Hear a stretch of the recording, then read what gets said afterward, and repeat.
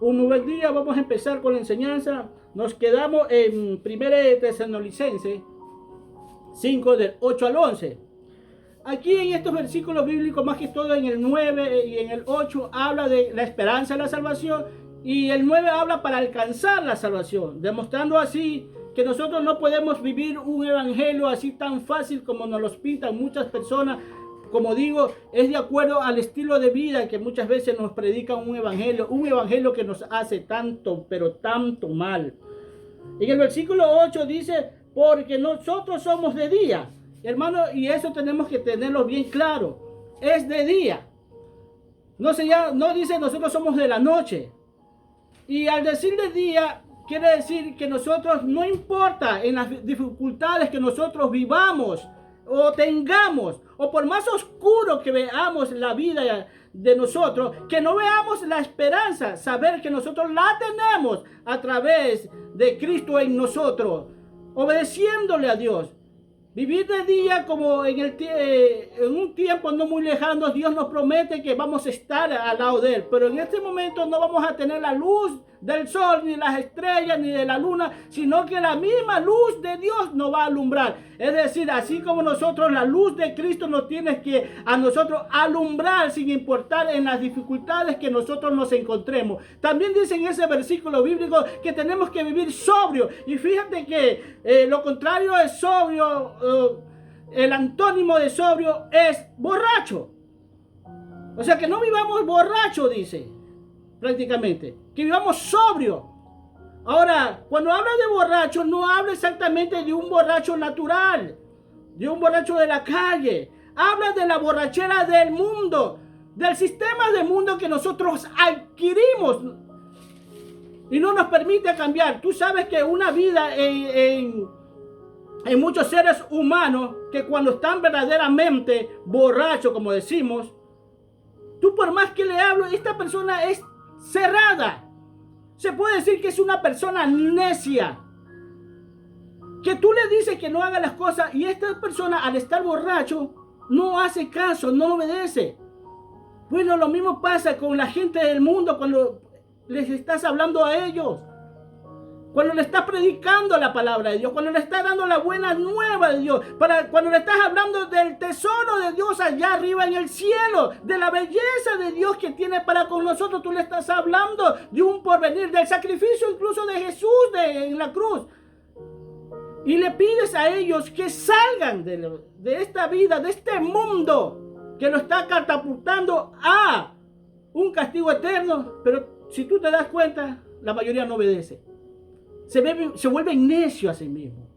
Entonces, cuando así mismo tú vienes al evangelio y todavía tienes cosas del mundo, tú no estás viviendo una vida sobria delante de Dios, una vida coherente ante los ojos de Dios, porque tú estás ebrio todavía de las cosas del mundo, todavía te atraen las cosas del mundo. Es más, muchas veces nos volvemos hasta egoístas con nosotros, porque queremos vivir nuestra vida sin importar la vida de los que tenemos al lado, que son nuestros parientes, nuestros hijos, nuestros hermanos. Decimos muchas veces y nos jactamos de esto, que los amamos, que los adoramos, que es todos nosotros, nuestra familia, nuestros seres queridos, es todos nosotros, que por ellos estamos dispuestos a dar la vida. Pero ¿qué vida quieres darle? ¿La vida de quitarte la vida por él? ¿O la vida en el sistema de vida que tú llevas? Tu vida es tu vida, llegas a decir. E incluso sales a florecer tu ego, tu orgullo. Entonces, esa es tu vida, esa es la vida.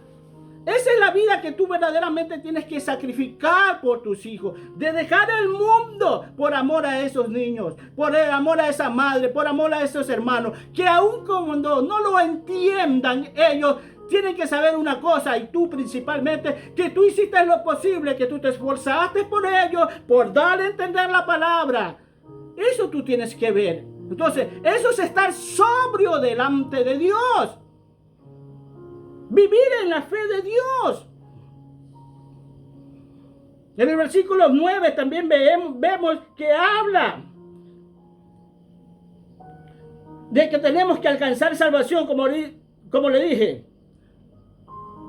El versículo 8 habla de que estamos en la esperanza de la salvación. Hermanos, no nos debemos engañar por ciertos aficionados del evangelio que dice que la salvación no se pierde. Tal vez la salvación no se pierde, pero nosotros sí nos perdemos. Nosotros sí individualmente sí nos perdemos si no obedecemos a Dios. Habla también aquí en el versículo hay que habla de la armadura de Dios prácticamente, porque habla así: son sobrios, habiéndonos vestido con la coraza de fe y el amor, y con la esperanza de salvación como yelmo.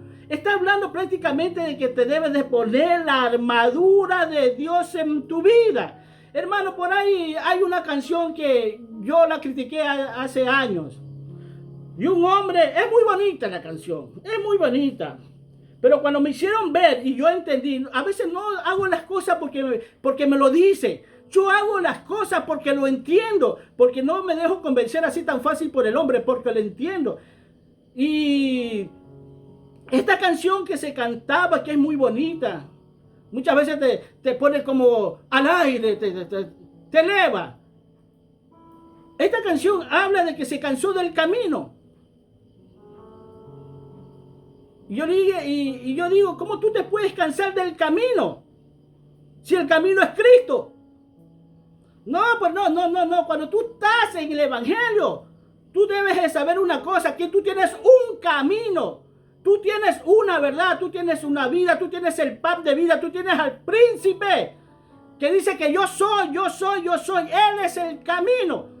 Y el único camino que tú tienes cuando estás en Dios, estás haciendo la voluntad de Dios, es un solo camino, y ese camino es Cristo. Porque la idea es que te reconozcan como cristiano aquí en la tierra, como un hijo de Dios aquí en la tierra. Entonces tú nunca te puedes cansar el camino. Alguien me dijo, no, es que está hablando de Cristo cuando se cansó. Cristo estaba ahí, pero se había cansado naturalmente. Hablaba de sí mismo, del camino que él estaba llevando, y estaba cansado. Pero él es el camino verdaderamente que nosotros lo debemos de seguir, y no nos podemos cansar de ese camino. La otra que dice él en esta canción, dice lo siguiente: mi armadura es desgastada. Tu armadura es verdad, la armadura tuya es desgastada, pero cuando nosotros sabemos que no llevamos nuestra armadura, sino la armadura de Cristo, esa no se gasta, hermano, sin importar lo que tú estés pasando. Tenemos como ejemplo al pueblo de Israel cuando salió de Egipto, caminó 40 años en el desierto, y dicen las escrituras, no lo digo yo,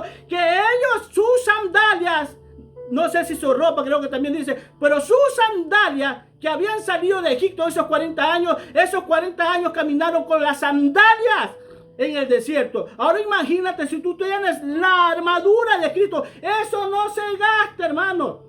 Por eso, si digo, le digo, la armadura de Cristo, tú tienes la armadura de Cristo, tú tienes que meterte en la armadura de Cristo. Esta armadura de Cristo que habla Efesios, que es un poquito más detallada, habla sobre la armadura que nosotros debemos de tener, que es la armadura de Cristo. Hoy en día este hombre que se cansó del camino y que su armadura desgastó, que muchos lo tienen como un excelente salmista o cantante, para mí más cantante y más que cantante es un artista, está en el mundo.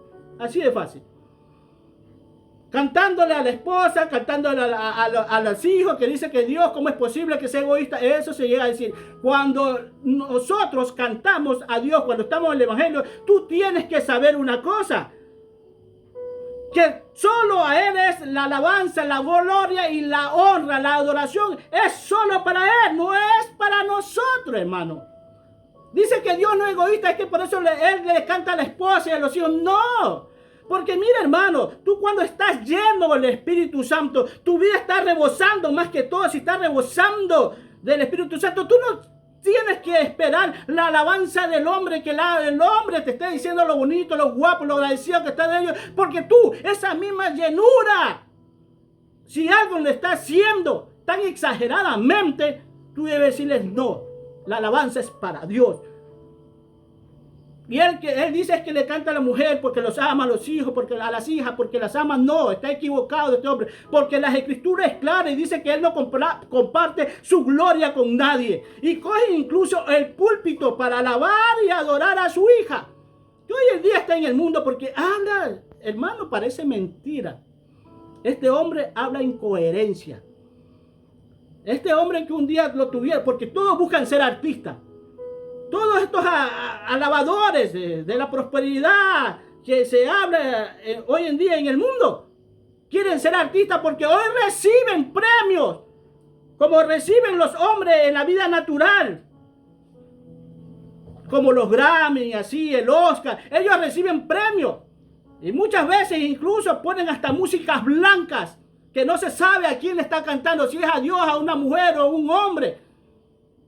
Son astutos para cantarle a Dios. ¿Por qué? Porque quieren ser premiados, quieren ser reconocidos. Y la mayoría de este hombre, junto con otro que también un día dijo, yo tengo que probar nuevos caminos, dice. Y se fue al catolicismo este otro cantante. Hoy en día dice que ha regresado. Bueno, si ha regresado, gloria a Dios. Gloria a Dios si ha regresado. Pero esto, tienes que saber cuando son artistas, cuando están en el púlpito. Porque la cosa es seria, hermano. Aquí no es de decir, yo canto esa música porque me gusta. No, yo quiero que sepas una cosa, que cuando tú estás cantando una música, tú te estás atando con ella. Si tú cantas una música limpia y transparente de Dios, tú te estás atando con Dios. Pero cuando estás cantando una música que no sabes verdaderamente qué es lo que está diciendo, no entiendes, aun cuando no sepas el significado, no, tú estás atándote con eso. Ese hombre está en el mundo. Y muchos hombres como estos están en el mundo porque hablan cosas incoherentes cuando están cantando. Muchas veces sacan música solo porque riman, sin importar lo que tengan que decir. Aquí sí tiene que importar mucho lo que se le dice a Dios. Por eso ten cuidado también con estos hombres. Y mira que muchos de ellos son artistas. Yo le digo, ese es artista. Y yo le dije, ese es artista. En el mundo está ahorita. ¿Por qué? Porque cómo canta, le digo, no solamente por la letra, sino cómo canta, le digo. Míralo, ese es un artista, en el mundo está. Así que así es, hermano. Nosotros tenemos que vestirnos de la armadura de Dios. Esto nos lleva a estar firmes contra todas los acechos del diablo. Los dardos del diablo. Cuando te pones esa armadura de Dios, te va a mantener firme, sin moverte de ahí. ¿Por qué? Porque más que todo estás en obediencia. Entonces esa armadura debes de tener, pero la armadura de Dios, para que puedas discernir qué es lo que oyes y aún lo que no oyes, porque hasta con los gestos con que se mueven muchas personas, tú puedes identificar a los otros, a esa persona o a muchos de los que están a tu alrededor, solo con los gestos, con el movimiento de ellos y muchas veces con lo que hablan lo natural. Cuando tú tienes puesto esta armadura de Dios.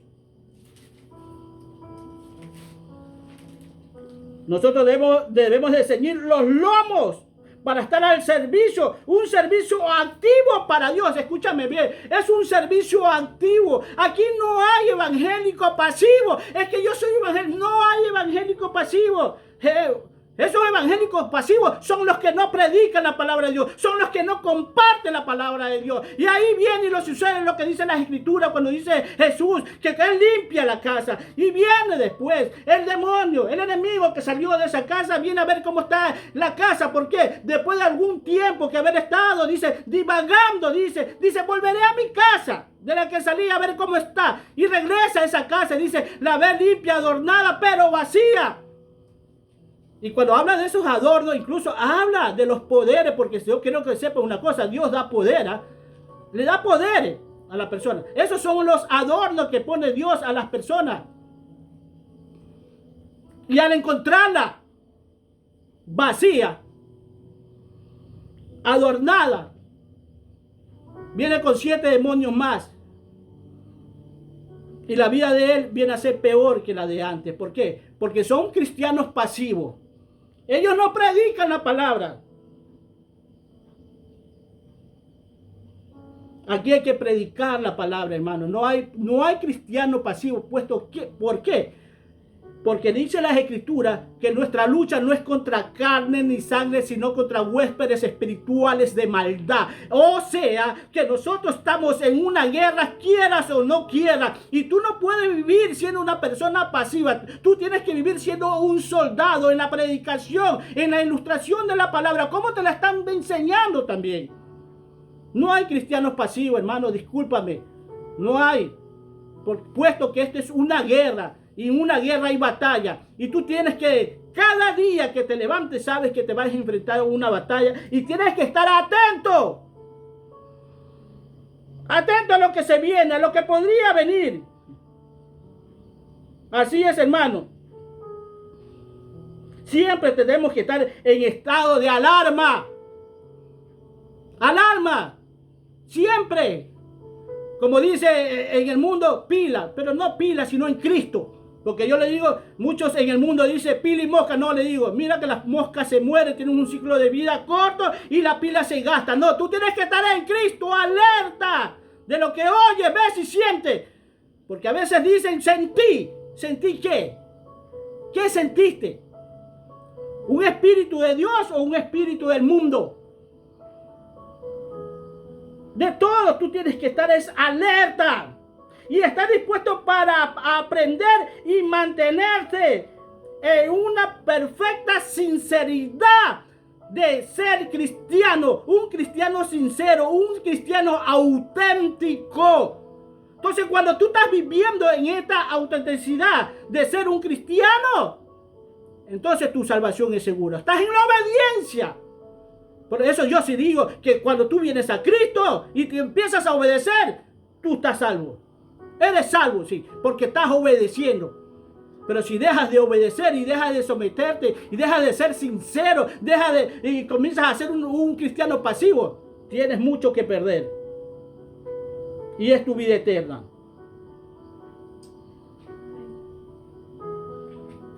Todo esto es para que demos nuestros pasos firmes y estar seguros de donde estamos nosotros, con una disposición de estar bien preparados. Y la preparación en nosotros se hace muchas veces primeramente estudiando la palabra de Dios, leyendo la palabra de Dios, entendiendo la palabra de Dios o la escritura.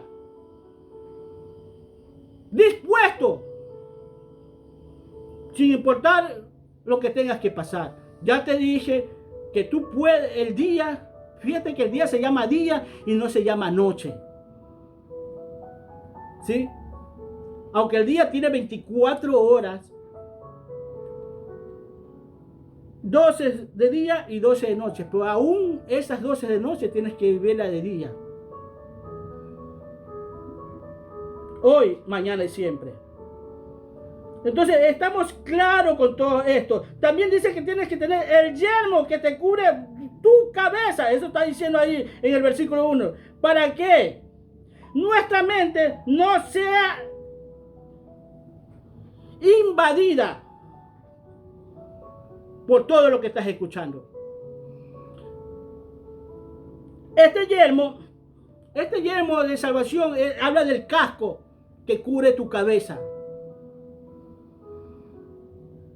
Para que todo lo que estés escuchando ahí no lo estés meditando tanto cuando tú sabes que no es de Dios.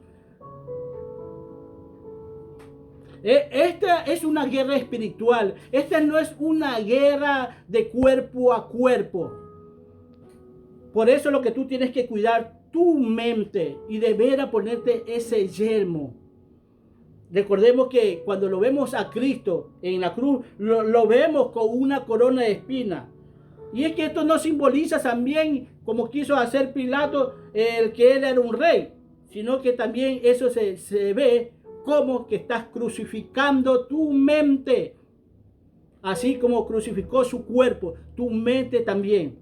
Es decir, que en el momento que estés en la angustia, el dolor, la desesperación, tú no estás pensando mundanamente cómo salir de las cosas del mundo, sino que estás esperanzado a Dios. No estás esperanzado a ningún hombre. También dice que tienes que tener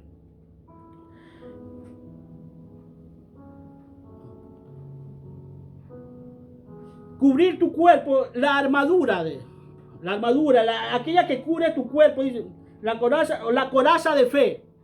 La coraza de fe es la que cubre tu corazón, proteger tu corazón. Dice las escrituras y es clara. Por sobre todas las cosas, cuida tu corazón. Fíjate lo que te manda a cuidar tu corazón. ¿Por qué? Porque tu corazón puede ser invadido por lo que tú piensas. Porque cuando ya está en tu corazón, vas a la obra. Vas a hacer las cosas.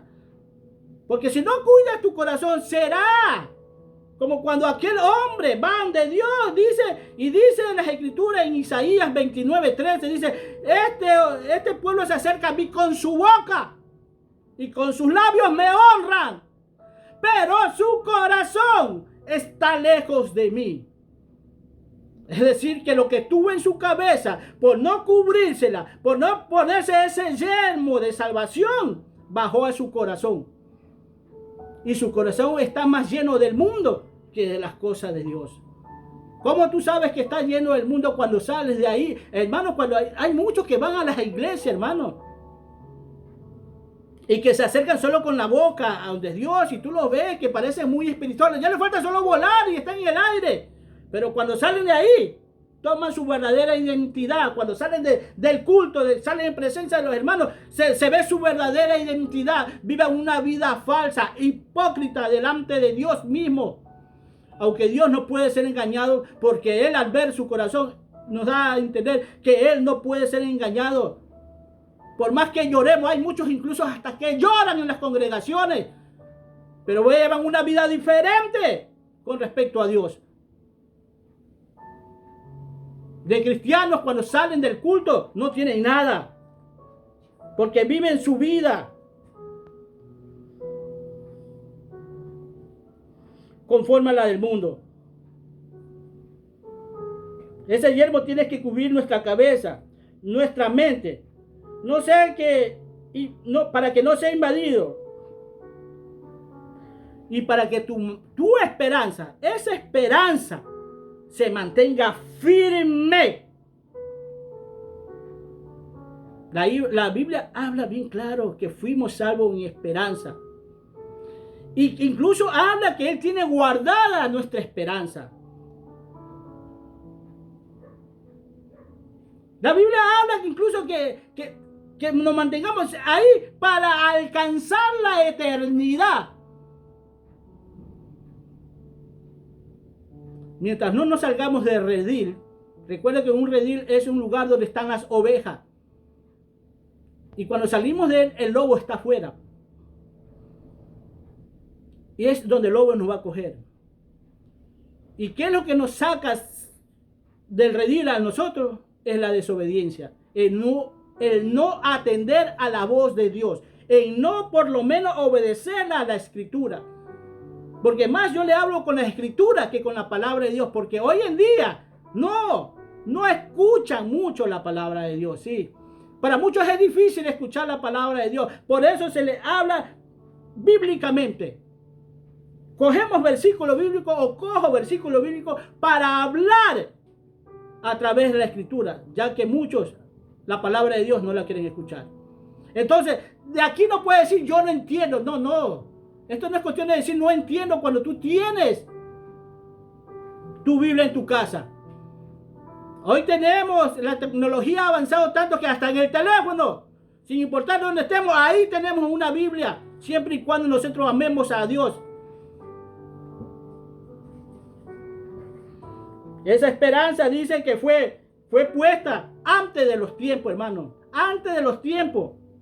Antes de que empiecen los tiempos, de la eternidad hasta la eternidad. En la eternidad fue que Dios puso esa esperanza de salvación para nosotros.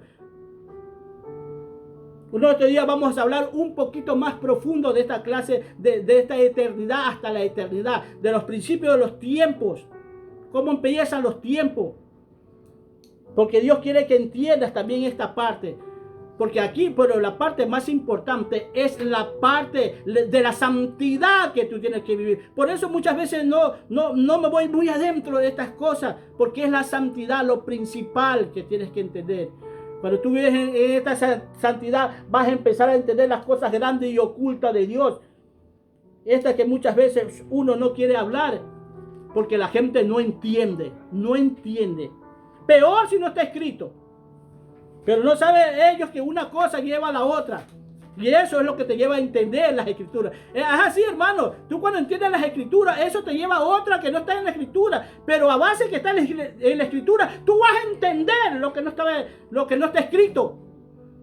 Que es cuando sale de la boca de los siervos de Dios y empiezas a entender la palabra de Dios.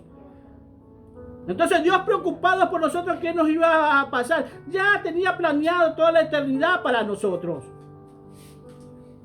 Mantengámonos firmes, seamos constantes en esta vida cristiana, hermano. Porque no vaya a ser que un día nos encontremos en un lugar que no queremos estar, porque eso no pasa. Porque muchos, no voy a ser como este hermano que me dijo una vez, yo me voy en el segundo tour. Hermano, tú no sabes ni lo que habla, hermano. Y era hijo de pastor, tenía más experiencia que mí en el evangelio, y me dijo eso. Tú estás equivocado, le digo. Tú no sabes ni lo que estás hablando, le digo. ¿Qué tour? ¿De qué me hablas? Ese segundo tour es que tiene que dar la cabeza, tiene que ir a morir, que tiene que cortarle la cabeza. Él se va a quedar, dice, para el segundo tour. Hermano, ese segundo tour te va a costar, porque no solo es que te va a cortar la cabeza, sino que vas a sufrir, no solo por ti nomás, sino también por tu familia, por tus hijos que van a ser torturados. Y eso no es nada fácil. No sabes ni lo que dice, le digo. Tú estás equivocado, le digo. Aquí tú tienes que luchar por irte en el arrebatamiento. Eso es lo principal. Bueno, ya si te quedas, te quedas. Pero sabes que en lo que te quedas tienes que obedecer hasta el último, sin importar lo que te esté pasando. Esto no es un evangelio de terror que yo estoy predicando. Yo estoy hablando es la verdad de Dios. De qué es lo que nos va a acontecer en un futuro si no nos sometemos a Dios.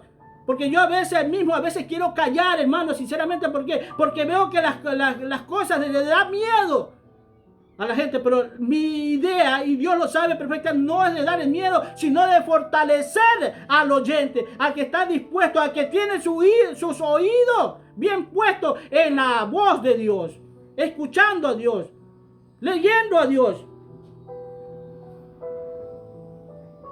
Hermano, que no nos vayas a suceder como aquellos hombres que dicen, si en tu nombre echamos fuera de demonios, en tu nombre hicimos milagros, en tu nombre resucitamos muertos. ¿Y qué le va a decir Jesús en ese momento? Apartados de mí, nunca los conocí, hacedores de maldad. Y es que nosotros, hermanos, vemos a muchos de ellos que son muy elocuentes para hablar. Hablan bonito incluso. Hermano, yo quiero que sepas una cosa. Tú puedes hablar de lo bien de Dios. Tú puedes hablar maravilla de Dios. Pero mientras tú no obedezcas, estás tostado. Porque muchos, incluso en el plano natural, hermano, hay muchos que hablan de deporte. Y hablan de un deporte que les gusta, que les fascina, pero ellos nunca han jugado ese deporte. No saben ni cómo iniciar, incluso cómo pararse muchos de ellos en la cancha. O en el lugar donde está el deporte. Les gusta el deporte, sí. Pero mientras no lo practique, va a ser presa fácil del contrario, del que tiene en el frente. Así somos nosotros cuando no obedecemos a Dios. Si no obedecemos a Dios, somos presa fácil del enemigo porque estamos en la guerra. Esta Biblia que nosotros tenemos aquí muchas veces se vuelve como un manual de batalla, de guerra, donde Dios te está instruyendo para que vivas la guerra espiritual de verdad que empieza por nosotros. Porque al primero que tenemos que vencer es a nosotros.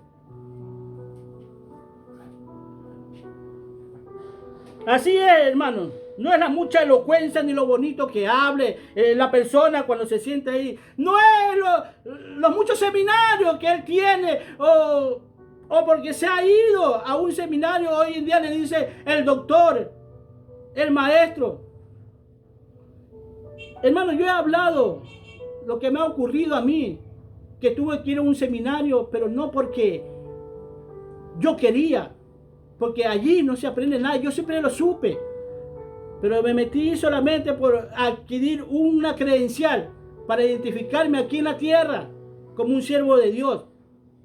Porque al fin y al cabo, los ministros de Dios los levanta Dios.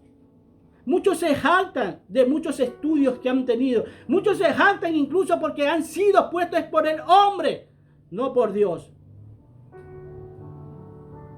Y son muy elocuentes, ilustran bien la palabra. Y sí, pero de Dios no saben nada. No tienen revelaciones de Dios. Veo muchas veces que presentan a muchos de estos señores como apóstoles, como profetas, como que fuera un concurso. Y aquí tenemos a este, y aquí tenemos al de acá, y aquí tenemos al apóstol tal, y al profeta tal, a la profeta tal, y al profeta tal. Y así los presentan a ellos como que eso es el Dios que pone al ministro, no es el hombre. Hermano, ¿cómo es posible que uno lleve a un seminario? En este caso, esta persona que estás escuchando aquí, y tú tengas como alumno que señale a los maestros. Porque se supone que tú como alumno vas a aprender de ellos, no a ellos de ti. Y decirles que están equivocados. Y que ellos no tengan respuesta a una verdad que le estás diciendo. Haciéndose llamar a ellos también maestros. ¿De qué? Porque los puso el hombre. O porque le dijeron hablas bonito. Tú entiendes más o menos la palabra. Tú eres maestro. Ven, pero que te quiero tener en mi seminario. O nosotros te preparamos para el seminario. No hace nada de bien muchas veces estos seminarios. Yo se los digo. Porque lo viví.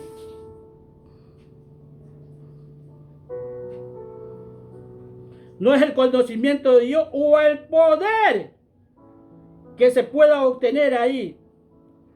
O el milagro que se pueda hacer. Cuando hablamos de que este enemigo llega a su antigua casa y la ve adornada, son los poderes, hermano. Acá también se manifiesta el poder. Por eso estos hombres que están aquí dicen lo siguiente: en tu nombre hicimos milagros, en tu nombre hicimos prodigios, resucitamos muertos, echamos fuera demonios. Sí, con los adornos que le puso Dios, porque Dios no se los quitó. Dios se los deja.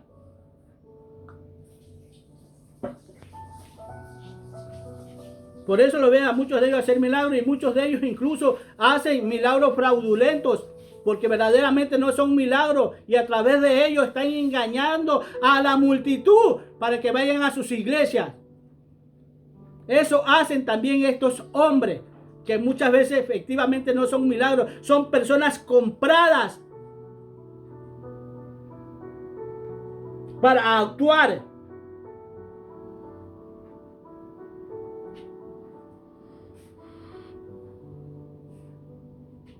Si hablo, yo tengo que creer lo que hablo. Y si hablo y creo, tengo que vivir lo que yo hablo y lo que yo creo. Eso me hace a mí un discípulo de Dios. A mí no me hace un discípulo de Dios el conocimiento. No me hace el conocimiento de saber de Dios, sino la obediencia.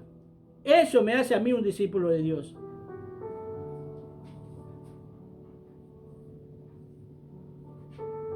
Amén. Mira, vamos a ir a Judas 17 al 23. Judas del 17 al 23.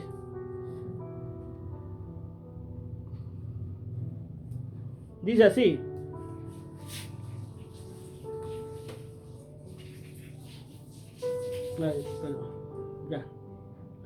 pero vosotros, amados, tened memoria de las palabras que antes fueron dichas por los apóstoles de nuestro Señor Jesucristo, los que os decía: en el postrer tiempo habrán burladores que andarán según sus malvados deseos. Estos son los que causan divisiones, los sexuales, los que no tienen el espíritu. Pero vosotros, amados, edificaos sobre vuestra santísima fe, orando en el espíritu, conservaos en el amor de Dios, esperando la misericordia de nuestro Señor Jesucristo para vida eterna. Algunos que dudan, escucha bien, convencerlos; a otros salvad arrebatándolos del fuego, y a otros tened misericordia con temor, aborreciendo aún la ropa contaminada por su carne.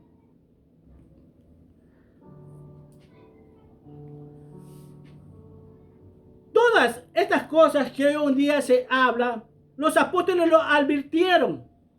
Pablo también habla que el diablo se viste de ángel de luz, falsos apóstoles, que vendrán lobos rapaces.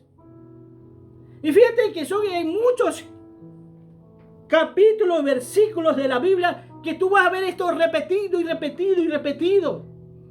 Ellos preocupados verdaderamente por las almas. No es una sola vez que ellos predican y enseñan esto. Son varias veces. Advirtiendo de los acontecimientos, de lo que iba a decir en los postreros tiempos. Donde vendrán estos burladores y malvados con malvados deseos.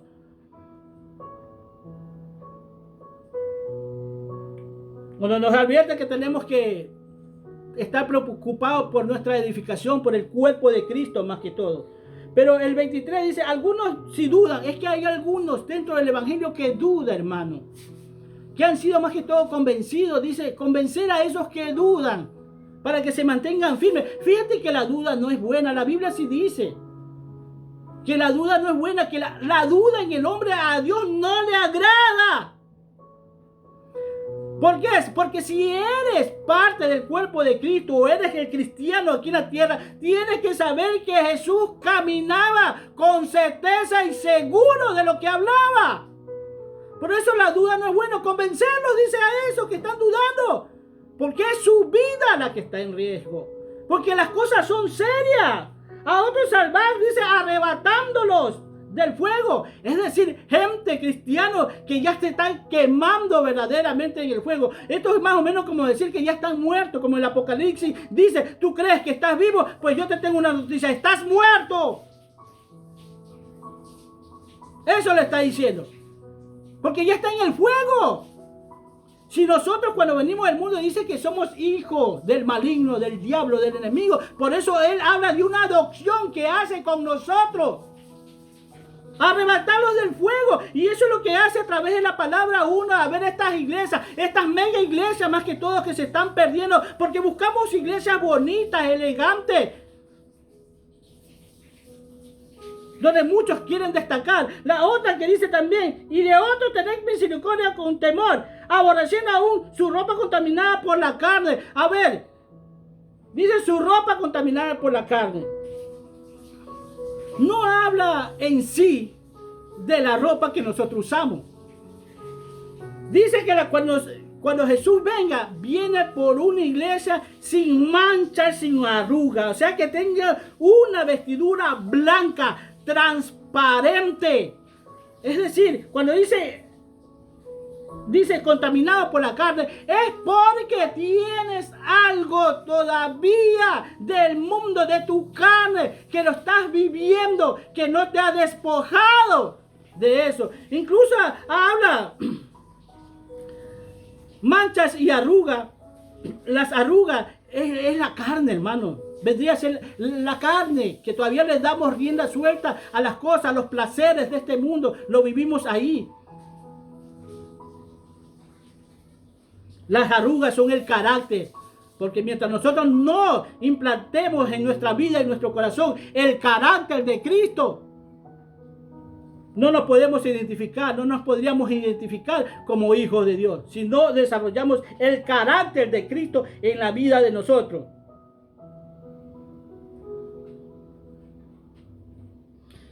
Por eso hay que estar comprometido con Dios para poder decirte esto, de estos tiempos difíciles.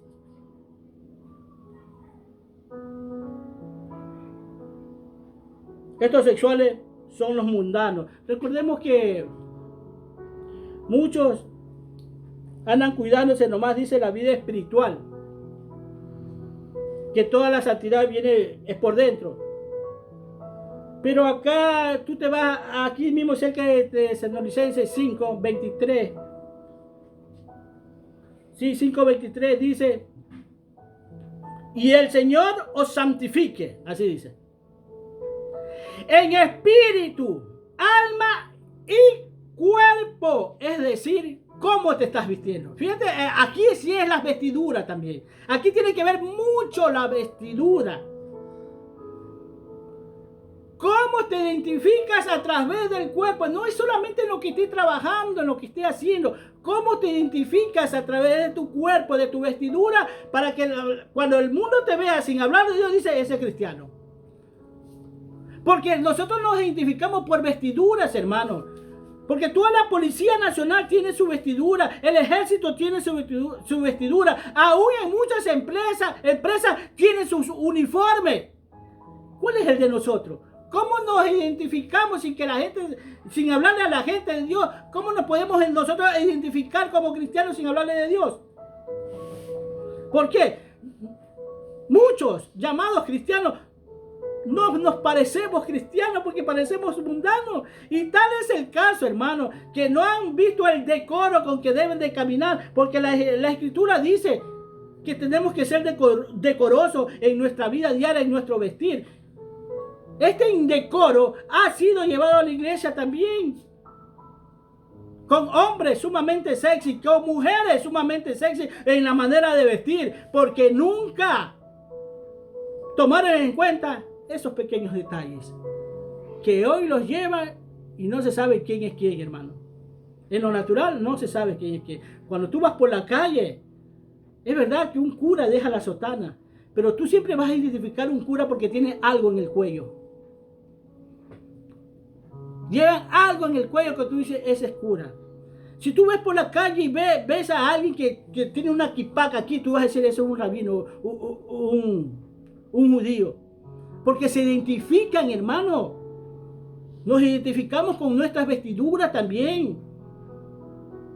Hoy ya no hay diferencia entre los cristianos y el mundo en la manera de vestir. No marcamos diferencia. Y da pena, hermano. Una de las peores que yo vi son una mujer que tenía ¿cómo se dice? Como un kimono de eso que se le pone todo, bien apretado, todo, hermano, todo bien apretado. Yo le digo, pero después salió un hombre con los pantalones bien apretados y sin camisa por dentro y abierta bien la camisa todito, se le veía todo el pecho y aparentemente él estaba ministrando con eso. Aparte tenía el pelo largo. Este hombre. Es que no solo hablo de la mujer en su modo de vestir, yo también hablo del hombre, hermano, porque nosotros nos estamos presentando y no nos identificamos como siervos de Dios por nuestra manera mal de vestir. Estos hombres son también sexuales, como hay mujeres sexuales, mujeres que se hacen llamar pastoras. Mira, hermano, tú te dirás, pero a mí me gusta vestirme así. Alguien dice a mí, es que a él le gusta eso, ese es el ego, le digo. ¿Qué? Ese es el ego, ese es el yo soy, ahí no está Cristo. Pero una persona dice, a mí me gusta esto, a mí me gusta hacer esto, ese es el ego, el egocentrismo de la gente, donde no está Cristo, donde está en duda la vida de Cristo. Porque ahora hay muchas cosas que aún siendo lícitas, no debemos hacerlo por amor a los demás. Eso me enseña las Escrituras, hermano.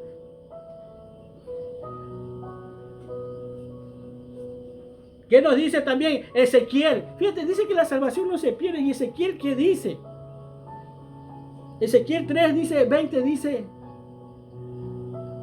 cuando yo pusiera tropiezo al justo, dice, si el justo se perdiere, así dice, y yo pusiera tropiezo a este justo, y tú no lo percibieras de su mal camino, él se perderá, porque tú no apercibiste a ese justo de su mal camino. Y todo lo que hizo, lo bueno que hizo él como cristiano, ya no es tomado en cuenta. Dios lo pone al olvido, así como dice, y yo me olvido de su pecado, lo echo a la mano. No es que Dios se olvida, sino es una manera de decir, Dios, yo no recuerdo, yo ya no le voy a traer a memoria sus pecados. Así mismo dice, yo no voy a tomar en memoria lo bien que hizo, las cosas buenas que hizo cuando estaba en el Evangelio. Tú tráelo y dile que tiene que empezar otra nueva vida. Es decir, es como otro nuevo nacimiento. Sin importar que haya sido pastor, exactamente. Es que hay siervos de Dios, hermanos, que caen.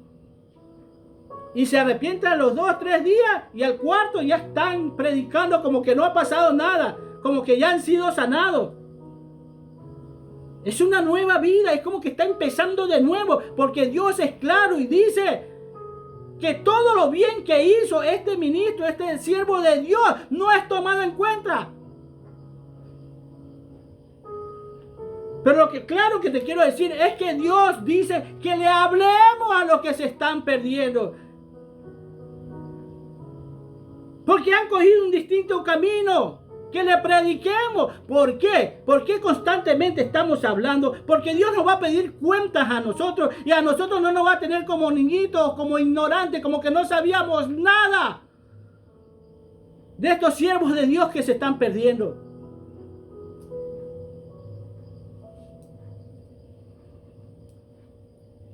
Eso dice Ezequiel. ¿Y qué dice Santiago? Santiago también, mire hermano, estamos en versículos bíblicos. Espero que haya marcado Ezequiel 3:20 o todo Ezequiel del 16 al 22. Mira aquí habla también del mundo, de que le tenemos que predicar al mundo, que tenemos que hablarle al mundo de Dios. Que no solamente a la gente cristiana, sino a todos ellos. Santiago 19:20, 5, 19 y 20, dice así. Hermano, si alguno de entre vosotros se ha extraviado, otra vez habla de extraviado, hermano, mira. Se ha extraviado, y extraviado es perderse. ¿Y cómo que no se pierde la salvación? Extraviado es perderse.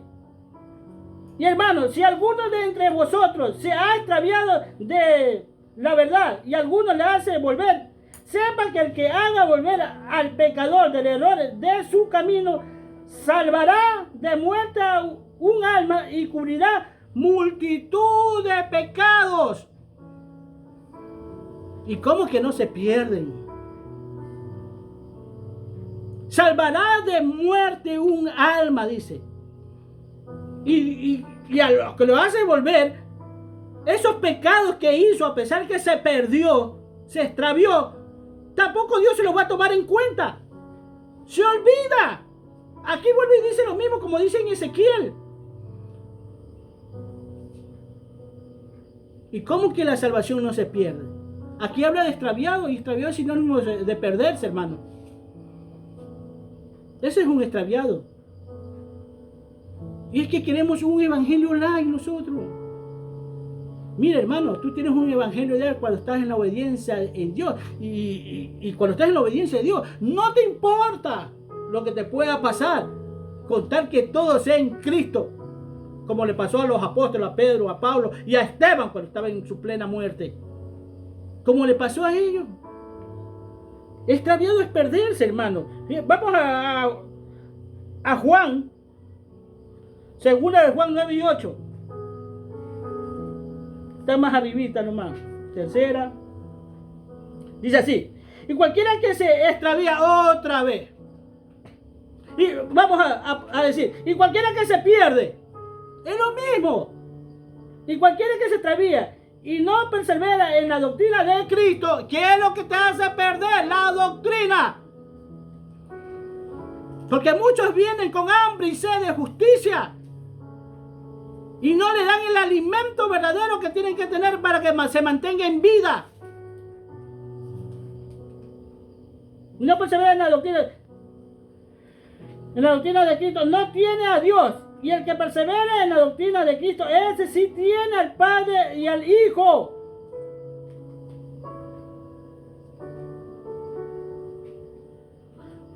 El 8 dice, mirad por vosotros mismos, dice. Primeramente el 8 dice, mirad por vosotros mismos. Miren en el 8. Mirad por vosotros mismos para que no perdáis el fruto de vuestro trabajo.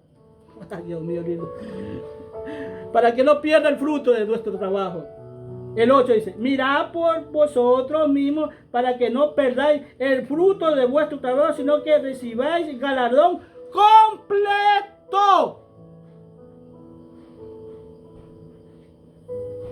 Que no perdáis el fruto es como lo que dice en Ezequiel, que toda la justicia de este justo no va a ser tomada en cuenta. Dios lo va a echar al olvido y empieza otra vez. Y aquí dice, para que no pierdas el fruto. Para que no pierdas el fruto del Espíritu Santo, que es la paz, el amor, la benignidad. Eso es que habla en Gálatas 5, 22 dice: para el fruto del Espíritu es el amor, el gozo, la paz, la paciencia, la benignidad, la bondad, la fe, la mansedumbre, la templanza. Contra tales cosas no hay. Te dice Dios, no pierdas nada de esto. Te manda que estés despierto. Hermano, no es idea de uno.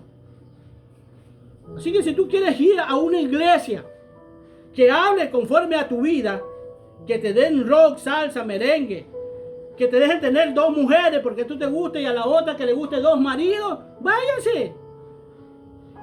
Si tú te gusta la iglesia, si eres de que te está en el otro equipo, porque hay iglesias también de esas. Quiero que sepas, hay iglesias de homosexuales, hermanos, de lesbianas, también hay. Busca entonces una de esas, porque van a satisfacer tu propio gusto, tu ego, lo que tú eres. Pero la iglesia de Cristo no es así. La iglesia de Cristo no está satisfaciendo los egos de nadie, el yo soy de nadie, sino la vida de Cristo en ti. Ese sí, de ese se está preocupando Dios. ¿Y saben por qué la preocupación de Dios? Porque las cosas, vuelvo y repito, son serias. Porque nosotros venimos de la eternidad. Y nosotros no podemos tener un castigo de 2 o 3 días, hermano. Es un castigo eterno. Es decir, es como que nosotros no podemos morir. En ese sentido. Porque va a haber castigo eterno. Y eso va a doler. Y eso te va a hacer llaga.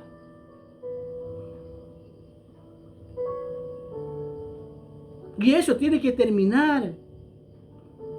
No veas el evangelio. Este evangelio no es un evangelio light. Es un evangelio de preparación. Este es un evangelio de amor. Porque aunque tú no lo creas, yo, a pesar que no te conozco, yo te amo. A veces me pongo a pensar de gente que hace mal y que me ha hecho mal a mí. Pero me pongo a pensar que el día que se muera, si no recibe a Cristo, ¿a dónde se va a ir? Por eso Dios dice, ama a tus enemigos. Sí, ámalo.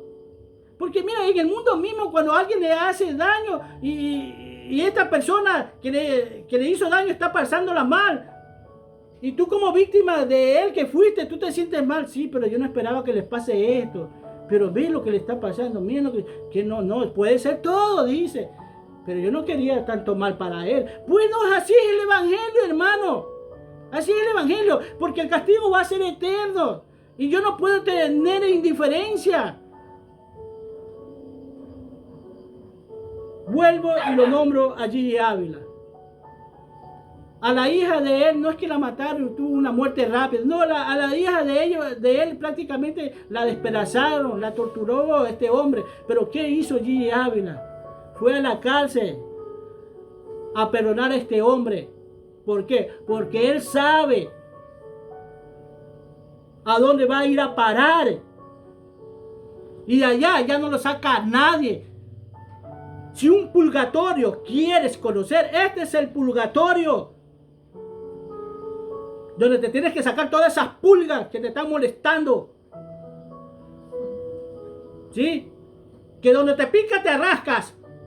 O sea, si me gusta el trago, me voy al trago. Si me gusta la droga, me voy a la droga. Si soy afeminado, vivo esa vida. Te arrascas. No es así, hermano. Aquí Dios te manda que te lave. ¿Y sabes lo que te lava? La palabra de Dios, la escritura de Dios te empieza a lavar, te empieza a limpiar. Pero cuando tú obedeces, ese es el detalle. Cuando tú obedeces, no es porque la oyes, no es porque te gusta el predicador, no es por lo elocuente del predicador como habla, sino porque la obedeces. Amén. Todo es por amor, hermano. Todo es por amor. Yo te amo. Cristo te ama. Cristo murió por ti en la cruz. No hagas vana la cruz de Cristo con tu modo de vivir. Recuerda que alrededor tuyo hay familia, hay hijos, hay hermanos, y ellos van a sufrir la consecuencia también de tu desobediencia, porque tu desobediencia te lleva a no enseñarle a tus hijos. Amén. Cristo te ama, yo también.